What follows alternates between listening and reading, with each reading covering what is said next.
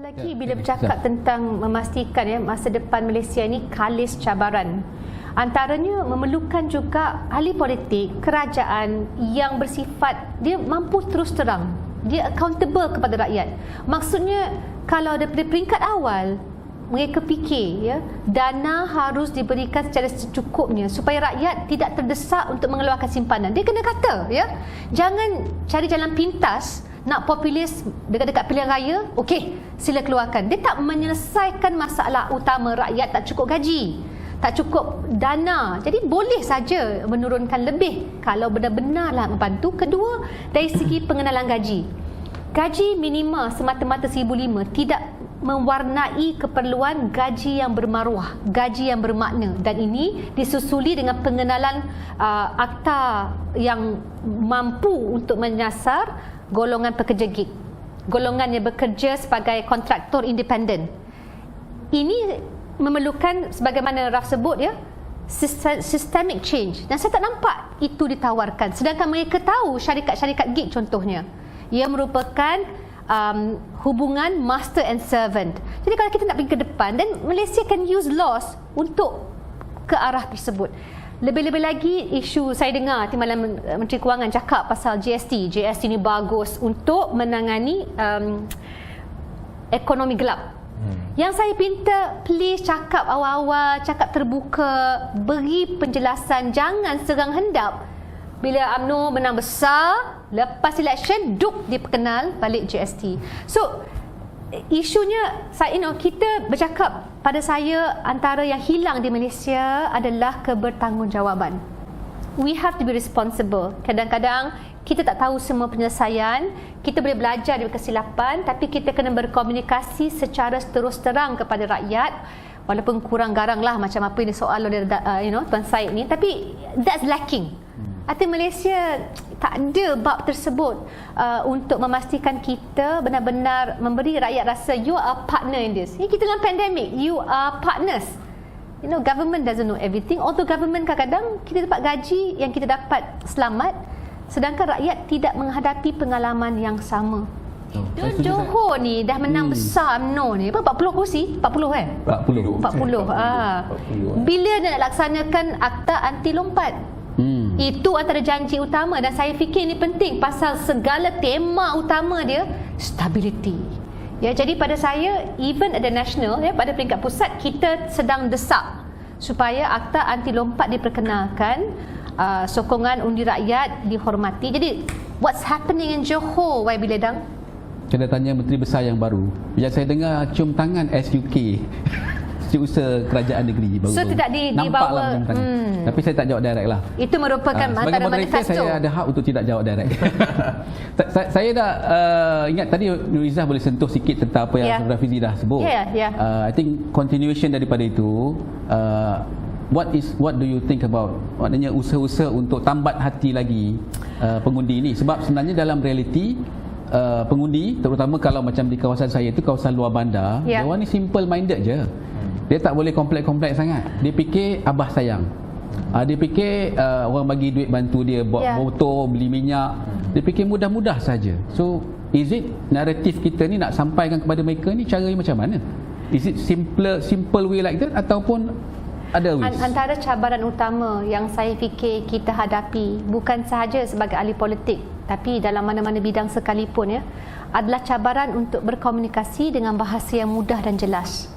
Lebih-lebih lagi bila rakyat tidak mampu untuk mendapat akses media. Contohnya malam ni tak disiarkan oleh TV3. Kita tak boleh berceramah ataupun bertemu dengan rakyat semaksimal mungkin yang sebagaimana yang kita lakukan semasa zaman sebelum pandemik.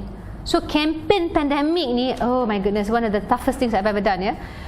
Saya kadang-kadang nak jumpa orang, nak senyum takut. Pasal takut ada SPR punya pegawai ikut, ada KKM punya pegawai ikut, kena compound semua kan. Jadi kita faham dari segi itu memang menyukarkan akses kita, dan segala yang mereka baca ataupun sebagainya, yang mereka nampak macam dalam keadilan kita pemilihan lama.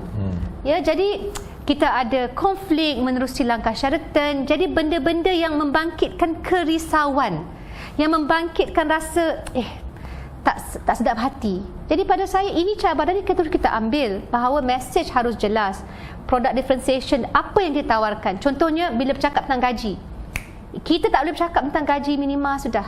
Kita nak bercakap tentang keperluan 5 tahun yang mendatang. Akta pekerja sektor gig contohnya yang mampu untuk menyediakan pekerja dengan perlindungan yang lebih baik daripada sebelumnya. Gaji bermaruah. Kerana masa pandemik kita tengok orang yang paling teruk kena buang kerja segmen blue collar workers. Dia tak sentuh yang sektor-sektor korporat yang boleh work from home. Siapa? Ada pekerja kilang boleh work from home. Kluster utama daripada mana? Daripada kilang, daripada tempat-tempat yang di mana mereka terpaksa bekerja dalam situasi yang sesak. Mereka tak dilindungi. Nak kena expose, barulah orang tahu. So dalam keadaan ini, kalau kita tak rubah the systemic inequality, maka pada saya kita tak menawarkan sesuatu yang menarik buat mereka. Satu. Dan Dato' Sri Anwar yang mengajar bab poverty eradication daripada peringkat awal.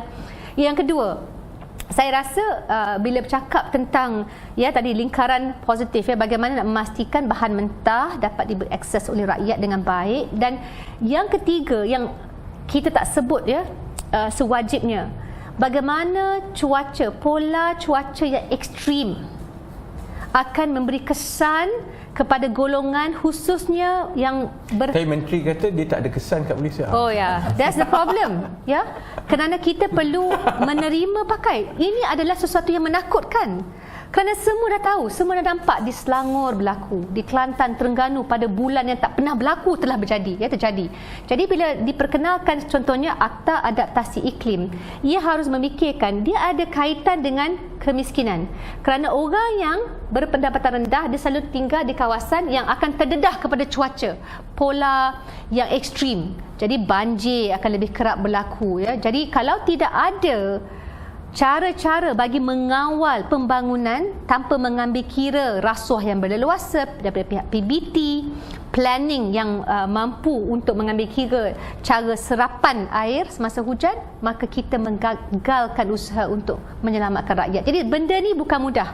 Saya rasa cabaran kita untuk berkomunikasi dalam bahasa yang mudah, tapi premis pertama kita adalah bersedia menjadi pembangkang yang bermaruah. Kita tidak ada isu to work the long haul.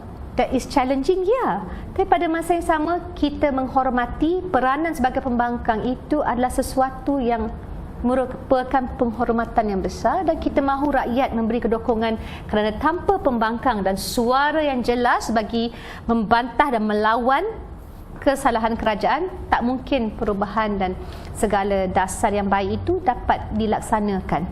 Saya pastilah kalau tidak ada desakan memang mereka takkan memperkenal beberapa dasar, tapi pada masa yang sama mereka tidak bersifat bertanggungjawab kerana ianya bersifat populis tanpa memikirkan bagaimana mewujudkan Malaysia yang kalis cabaran masa depan. Sampai hari ini pun tak lulus lagi. Akta bencana alam tak lulus lagi. Cakaplah macam mana pun, buatlah sesi kecemasan. Where is the bill? Jadi termasuklah Akta Anti Lompat Parti. Pada saya itulah ruang parlimen. That's one part. Maksudnya upstream.